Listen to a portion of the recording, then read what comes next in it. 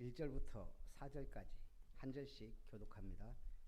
애굽에 관한 경고라. 보라, 여호와께서 빠른 구름을 타고 애굽에 임하시리니 애굽의 우상들이 그 앞에서 떨겠고 애굽인의 마음이 그 속에서 녹으리로다.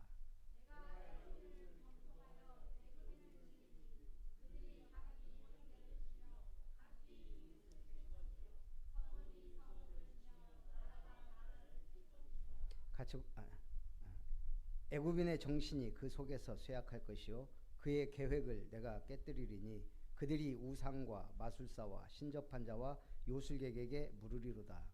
내가 애굽인을 잔인한 주인의 손에 붙이리니 포악한 왕이 그들을 다스리리라. 주 만군의 여호와의 말씀이니라. 아멘. 애굽에 관한 경고라.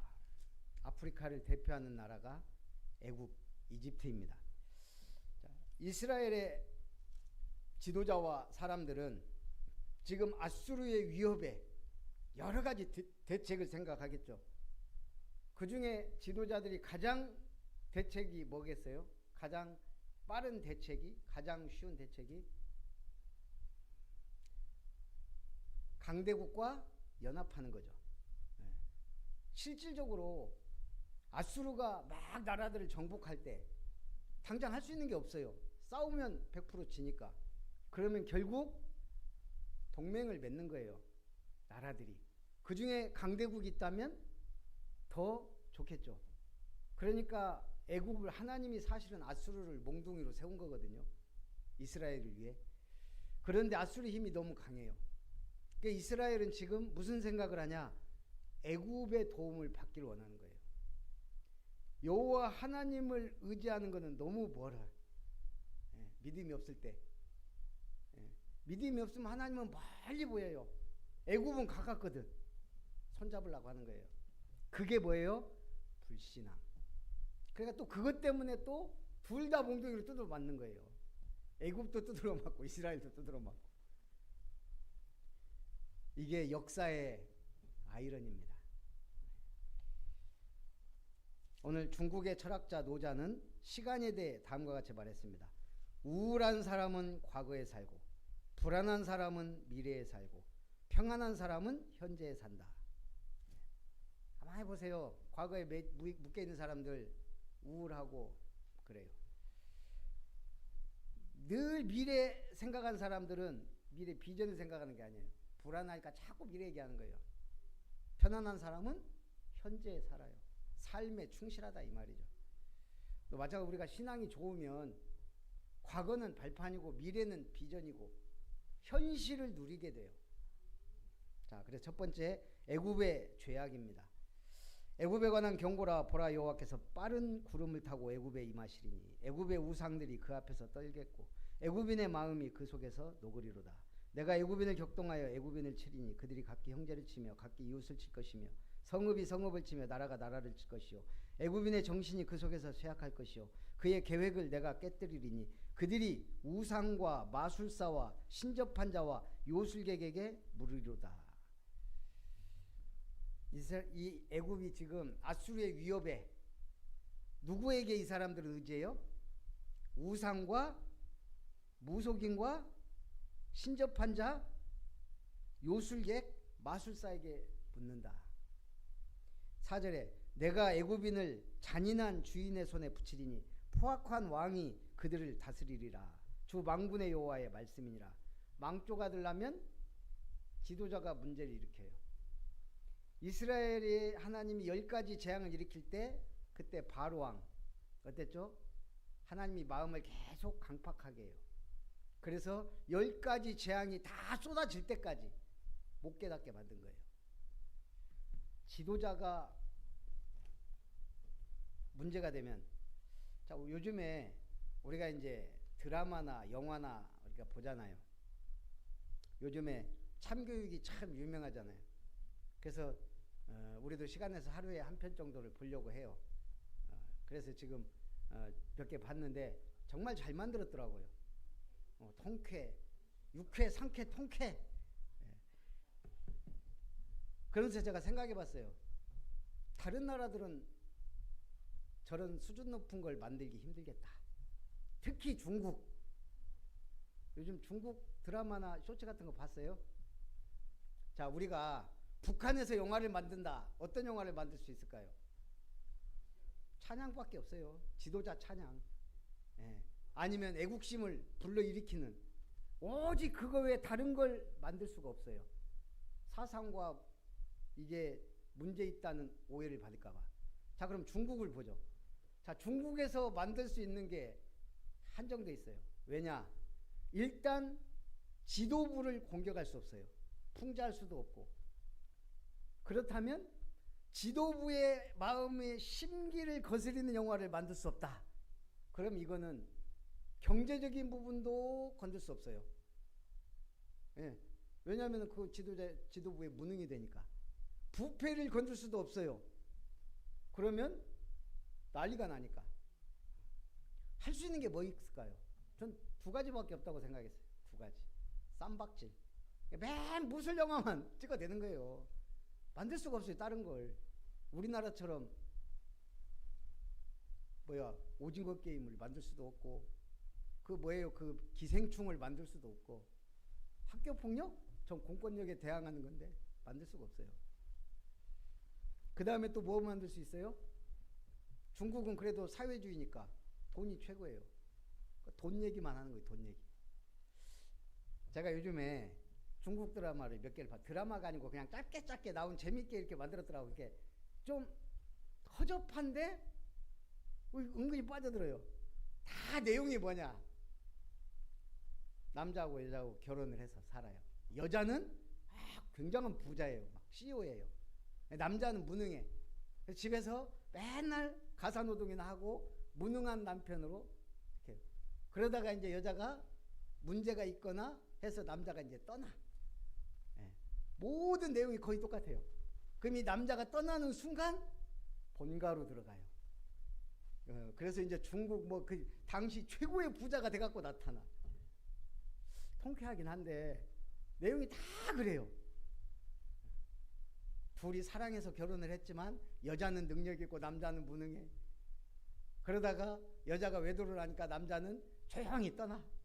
그런데 떠나는 순간 이 사람은 어마어마한 사람이 갑자기 회장이 돼버려 그냥. 그러면서 이런 영화를 만들 수밖에 없는 게 그 사회적 구조란 얘기예요. 우리가 이 자유라는 걸 제가 생각해봤어요. 우리는 대통령 욕하고 잘못된 것들도 다 영화로 만들 수 있는 나라가 됐다는 게 이게 그래도 굉장한 자유구나. 지금 애굽에 어떤 사람이 일어난다고요? 여호와의 재앙 중에 악한 지도자가. 그래서 애굽은 거의 계속 잔인한 지도자들이 많이 나왔어요. 포악한 지도자. 그럼 나라는 정말 회복 불가능해요. 백성들은 도탄에 빠지고. 애굽의 10가지 재앙은 애굽의 바로 왕을 벌하는 것이기도 하고 이스라엘 해방시키기 위한 재앙이기도 하지만 특별히 뭘까요? 애굽의 신들을 벌하는 거라 그랬어요. 자, 애굽은 일단 1500가지 이상 신을 섬겨요. 그 중에 제일 신은 일단 태양. 그래서 황제는 태양의 아들. 그래서 자기를 신격화하는 거예요. 그 다음에는 모든 자연 만물, 동물, 그리고 온 자연. 왜냐하면 자기들에게 풍요를 갖다 주고 재앙을 갖다 주니까 다 신으로 섬기는 거예요. 심지어 개구리 파리까지. 그래서 하나님은 내가 모든 애굽의 신들을 벌하리라. 이거는 우상 숭배하는 애굽인들을 벌하는 거죠. 너희들이 섬기는 신은 아무것도 아니다. 그러고 나서 애굽은 사람들은 결국 허망하게 망해가요. 5절부터 보니까 바닷물이 없어지겠고 강이 잦아서 마르겠고 강들에서는 악취가 나겠고 애굽의 강물은 마름으로 갈대와 부들이 시들겠으며 나일 가까운 곳 나일 언덕의 초장과 나일강 가까운 곡식 밭이 다 말라서 날려가 없어질 것이며 어부들은 탄식하며 나일강에 낚시를 던지는 자마다 슬퍼하며 물 위에 그물을 치는 자는 피곤할 것이며 세마포를 만드는 자와 배 짜는 자들이 수치를 당할 것이며 그의 기둥이 부서지고 품꾼들이 다 마음에 근심하리라. 허탄한 정신과 피폐한 물질. 물질 문제가 이제 오죠. 잔인하고 악한 포악한 왕들이 나오면 자기 사유사력에 빠져요. 그러면 엄청난 과도한 세금을 부겨요. 부패할수록 자기들끼리 나눠 먹어야 되니까. 그러면 결국은 경제 문제, 물질 문제 다 와요. 거기다가 하나님이 재앙까지 내려버리면 이제 완전히 나라가 망하기 시작하는 거예요. 그러면서 정신은 허탄하게 됩니다. 그러면서 그럴수록 더 사람들 어디에 빠져요? 물질주의. 돈이 최고다로 빠져요. 어려울수록. 11절 소환의 방백은 어리석었고 바로의 가장 지혜로운 모사의 책략은 우둔하여졌으니 너희가 어떻게 바로에게 이르기를 나는 지혜로운 자들의 자손이라 나는 옛 왕들의 후예라 할 수 있으랴. 너의 지혜로운 자가 어디 있느냐? 그들이 만군의 여호와께서 애굽에 대하여 정하신 뜻을 알 것이요 곧 네게 말할 것이니라. 악한 지도자가 일어나면 제일 싫어하는 게 뭐죠? 백성들이 깨어나는 거예요. 그래서 지식인 지혜자들을 제일 싫어해요. 그러니까 가만히 보세요. 옛날에 그 어디예요? 킬링필드. 군부 독재가 딱 장악하잖아요. 그러면 어디부터 장악해요? 법, 지식인들, 종교인들, 통제가 안 되는 사람.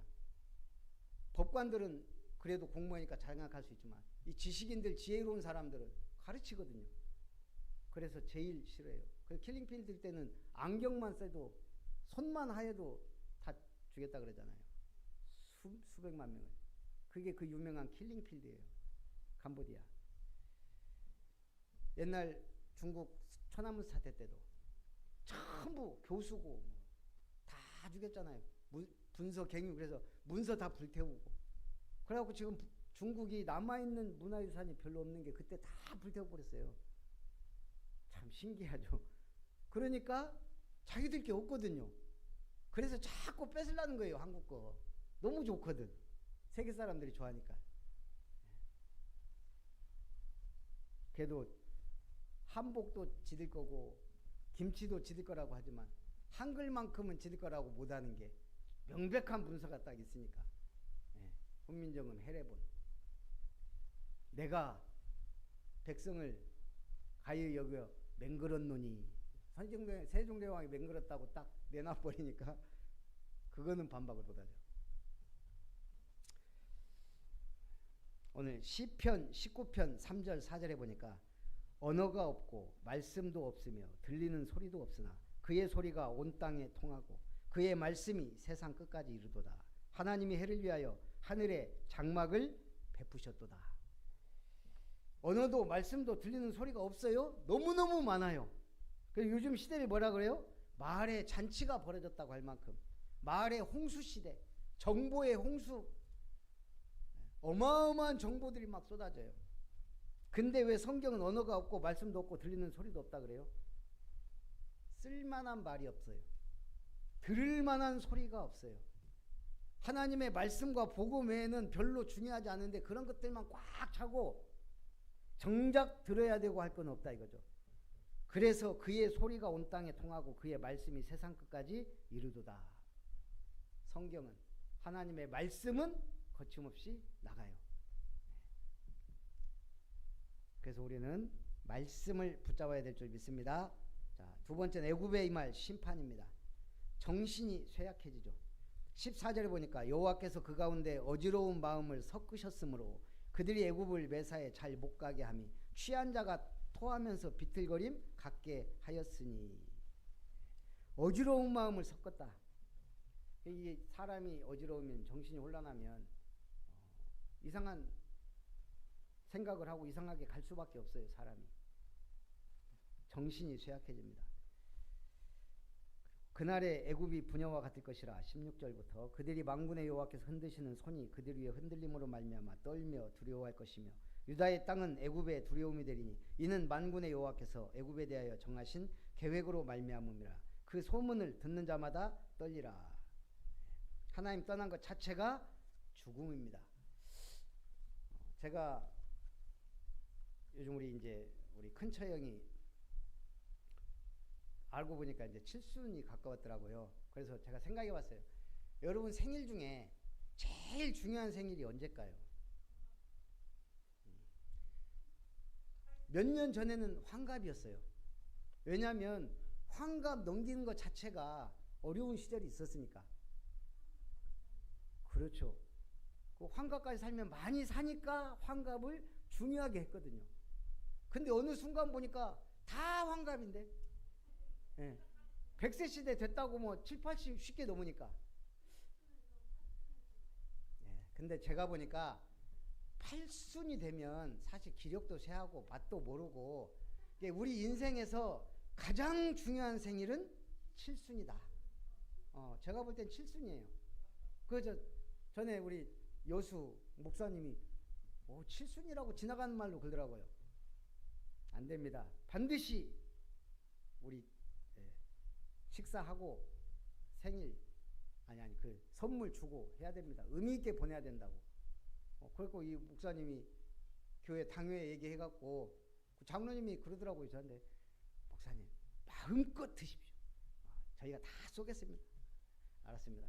그때 그래서 정말 잘 먹었어요. 예, 그리고 선물도 주고 물론 그냥 선물은 뭐 할까 하다가 다 봉투로 줬지만 그러니까 좋아하시더라고요. 예, 한 번밖에 없는 칠순. 80대는 뭐 낙이 뭐가 있겠어요. 그래서 70대. 예. 그래서 제가 우리 큰차 형도 저기 좀 안 하실라 그러더라고요. 순천으로 오시라고 내가 막 대접하겠다고. 큰 소리는 쳐놨는데 예, 집사람한테 혼날지도 몰라요. 어쨌든 우리가 나이는 들어가요. 하지만 곱고 아름답게 늙어야죠. 그래서 제가 오늘 노인과 어른, 노인은 늙은 사람이고 어른은 존경받는 사람입니다. 노인이 많으면 사회가 병약해지지만 어른이 많으면 윤택해집니다. 시간이 흐를수록 부패하는 음식이 있고 발효하는 음식이 있듯이 사람도 나이가 들수록 노인이 되는 사람과 어른이 되는 사람이 있습니다. 노인은 나이를 날려버린 사람이지만 어른은 나이를 먹을수록 성숙해지는 사람. 노인은 머리만 커진 사람이고 어른은 마음이 커진 사람입니다. 노인은 더 이상 배우려 하지 않지만 어른은 어린아이 사람에게도 배우려 합니다. 노인은 아직도 채우려 하지만 어른은 비우고 나눠줍니다. 노인은 나이가 들수록 자기만 알지만 어른은 이웃을 배려합니다. 노인은 나를 밟으면 가만두지 않겠다고 하지만 어른은 나를 밟고 올라서라 합니다. 노인은 다른 사람과 자신을 비교하지만 어른은 자신만의 아름다움을 찾는 사람입니다. 노인은 겉모습이 늙어가는 것을 슬퍼하지만 어른은 속마음이 충만해지는 것을 즐거워합니다.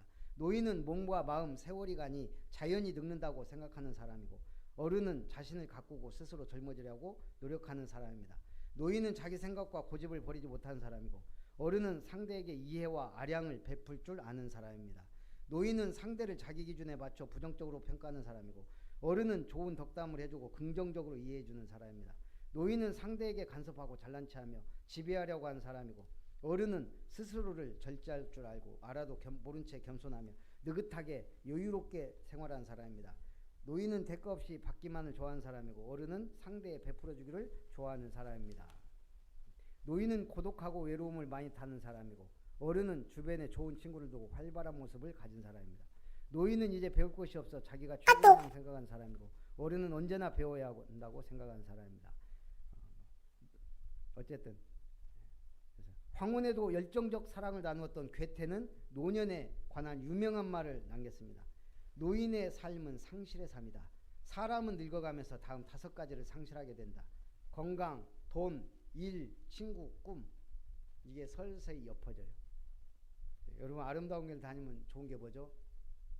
확실한 비전, 정확한 언약, 그리고 확실한 기도 제목과 꿈. 성취되는 게 너무 오래 걸려서 그렇지. 그래서 우리가 될 때까지 계속 그걸 놓고 기도하면서 가는 거잖아요. 오늘 제가 도연이 가정이 딱 오면서 차는구나 이 생각이 들더라고. 저 가정이 안 올 때는 몰랐지만 어느 순간 딱 왔는데 교회당이 꽉 차는 거예요. 네. 꽉 차서 차는 게 아니고 그 채움이라는 게 있어요. 그 제가 뭘 느꼈냐면 성령 충만도 꽉 채워진 상태가 아니에요. 그 은혜 감사하고 가는 거예요. 은혜를 알고 감사를 알고 아멘 할 줄 알고. 예, 어려운 게 아니에요. 우리가 이 충만이라는 건, 성령 충만은 사람마다 다 달라요. 어떤 사람은 작은 것에도 충만한 은혜가 임하고, 또 아무리 많이 가져도 충만하지 못한 사람은 항상 불평해요. 그것도 병이더라고요. 저희 신앙생활 해보니까 아무리 중직자가 되고 나이가 들어도 늘 부족해서 하는 사람이에요. 제일 안 좋은 거는 비판적인 거예요. 교회는 비판적인 게 불신앙이란 말이거든요. 약간 불신앙적인 요소가 많으면 그건 안 고쳐져요. 병이에요. 그래서 여러분들은 항상 충만하시기 바랍니다. 그래서 애굽은 정신적으로 먼저 쇠약해지고 분열이 일어납니다. 18절부터 보니까 그날의 애굽 땅에 가나안 방언을 말하며 만군의 여호와를 가리켜 맹세하는 5 성읍이 있을 것이며 그중 하나를 멸망의 성읍이라 칭하리라. 멸망의 성읍이 됩니다. 애굽이 저렇게 무너질 줄 누가 알았겠어요?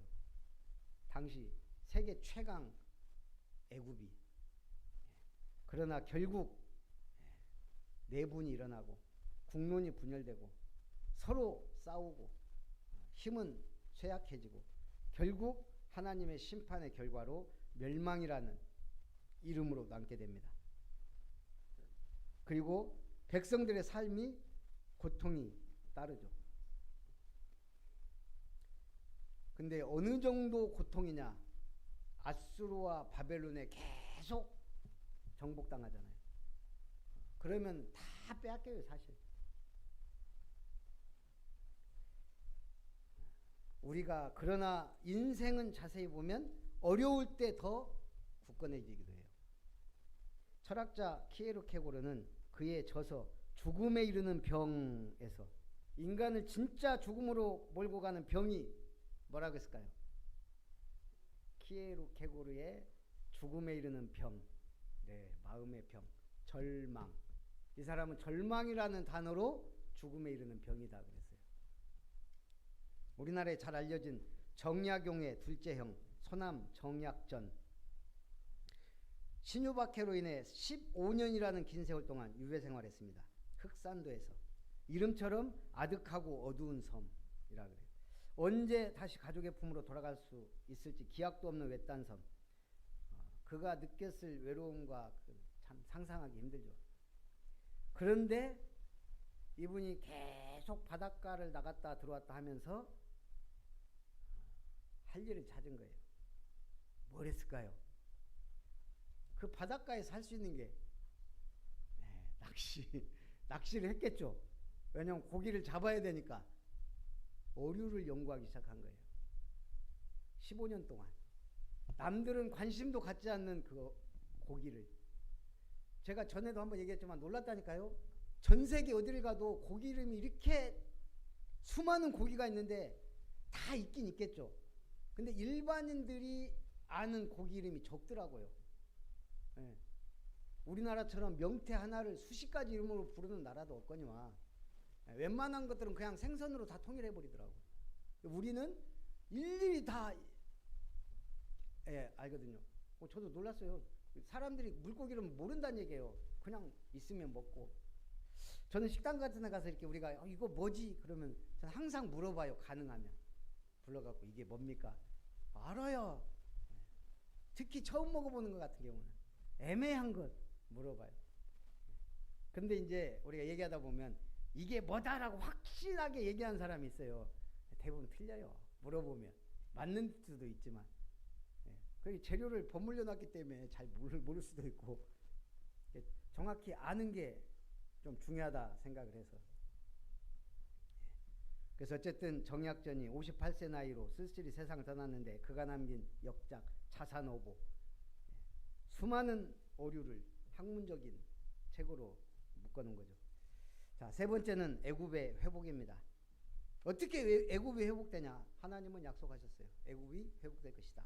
19절에 그날의 애굽 땅 중앙에는 여호와를 위하여 제단이 있겠고 그 변경에는 여호와를 위하여 기둥이 있을 것이요 이것이 애굽 땅에서 만군의 여호와를 위하여 징조와 증거가 되리니 이는 그들이 그 압박하는 자들로 말미암아 여호와께 부르짖겠고 여호와께서는 그들에게 한 구원자이자 보호자를 보내사 그들을 건지실 것임이니라. 애굽이 은혜 받을 걸 얘기했어요. 그러면 그런 날이 왔을까요? 역사상?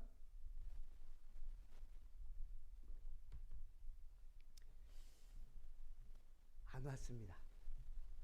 지금까지. 애굽이란 나라는 그 신들 기독교가 한 번도 꼽힌 적이 없어요. 사실 기독교 이전에 여호와 하나님을 믿은 적이 없어요. 근데 성경은 왜 그들이 은혜 받고 구원받고 구원자 보호자를 보낸다 그랬어요? 그렇죠. 예수님이 오셔서 온 세계에 이 복음이 전파될 때 애굽도 이 복음이 증거될 것을 말씀하신 거예요.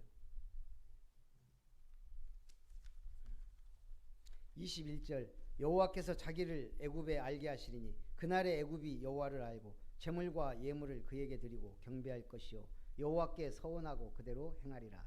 여호와께서 애굽을 치실지라도 치시고는 고치실 것이므로 그들이 여호와께로 돌아올 것이라. 여호와께서 그들의 간구함을 들으시고 그들을 고쳐 주시리라.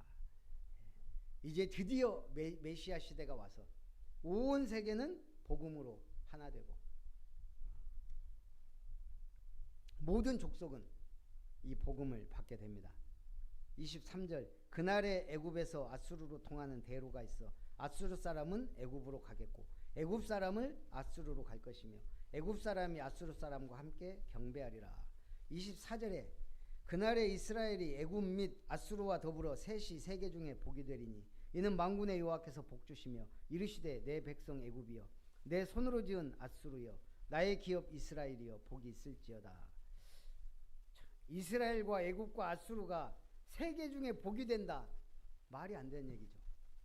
하나님이 하시면 하신다는 얘기예요.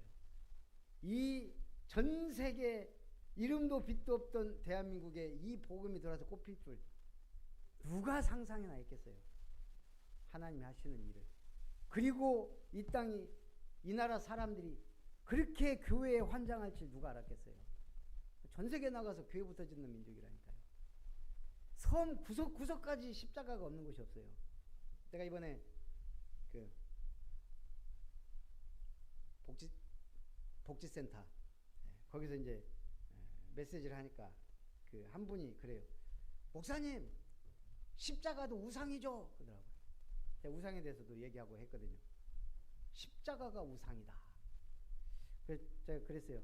십자가는 우상이 아니고 표식입니다. 십자가는 예수님이 저 십자가에 달려 죽으심으로 모든 문제 끝냈구나. 그 십자가가 교회 위에 있으면 그거 보고 교회구나 알 수 있듯이 이거는 표지이자 표식이다.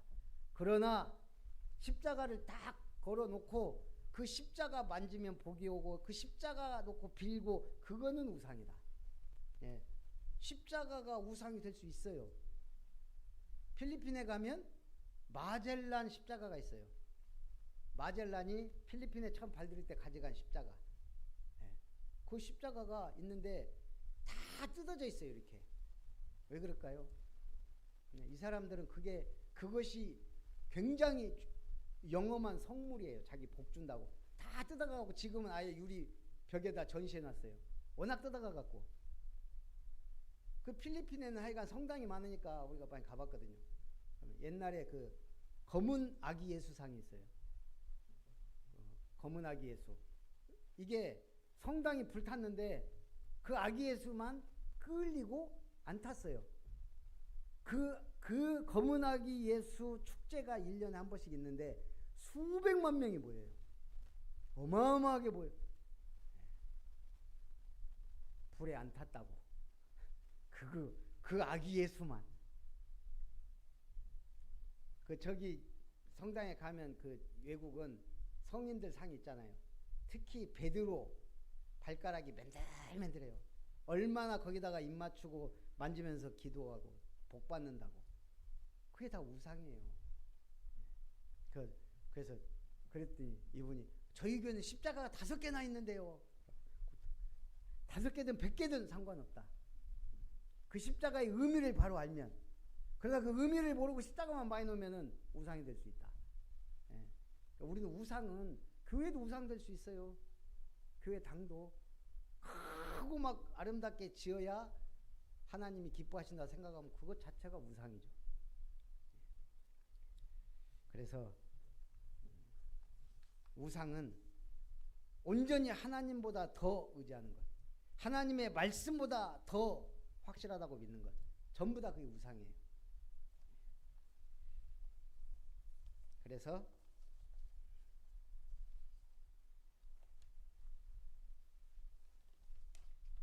결론은 하나님 심판의 다양성입니다.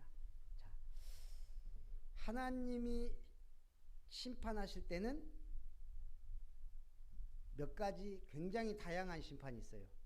일단 애굽에는 10가지 재앙이 내렸죠. 하늘과 지상의 모든 바다까지 총동원해서 10가지 재앙이 일어났어요. 하나님이 이스라엘을 계속 팰 때는 몽둥이를 사용했죠. 주변의 강대국들, 블레셋부터 아람 나라, 아수르, 바벨론, 로마, 그런가 하면 천재지변, 그런가 하면 아주 무능하고 악한 지도자 나오면 그 나라 쉽게 무너져요. 그런 왕 몇몇 나와버리면 나라가 망합니다. 그래서 하나님은 심판은 다양하지만 그러나 항상 심판 뒤에는 은혜를 베푸신다. 항상 약속하세요. 구원의 약속, 남은 자의 약속, 렘넌트의 약속. 그 은혜가 임하길 주님의 이름으로 축복합니다. 살아계신 하나님, 오늘도 애굽에 관한 경고를 통해 애굽의 죄악과 애굽에 임하는 심판과 그리고 애굽에 내릴 은혜에 대해서 은혜 주심을 감사합니다. 참으로 오직 그리스도 예수 안에만 구원이 있고 빛이 있고 생명이 있고 우리는 그리스도 안에서 참된 생명을 얻은 자로 이제 이 복음의 말씀, 진리의 말씀, 언약의 말씀, 은혜의 말씀 붙잡고 늘 승리하는 삶을 살며 오직 그리스도 하나님 나라 성령 충만의 증인으로 주님 앞 영광 돌리게 하시고 예배 때마다 주시는 말씀, 은혜, 언약 붙잡고 응답받고 승리하는 증인들이 되게 하여 주옵소서. 살아계신 주 예수님의 이름으로 기도하옵나이다. 아멘. 받으신 은혜를 생각하면서 488장 찬송합니다.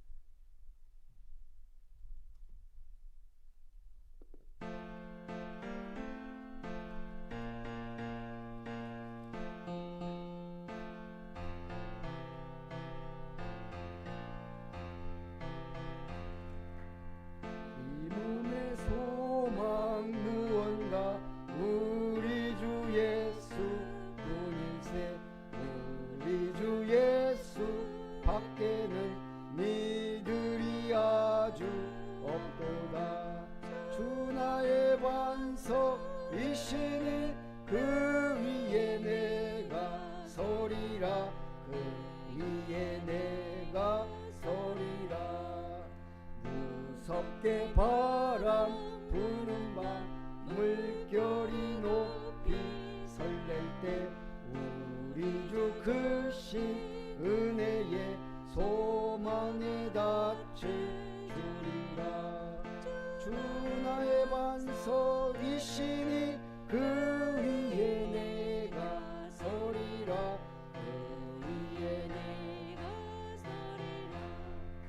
세상에 믿던 모든 것 끊어질 그날 되어도 주의 언약 믿사와 내 소망 더욱 그리라. 주 나의 반석이시니 그 위에 내가 서리라, 그 위에 내가 서리라. 바라던 천국 올라가 하나님 앞에 배울 때 주의 의를 힘입어 어여시 바로 서리라. 주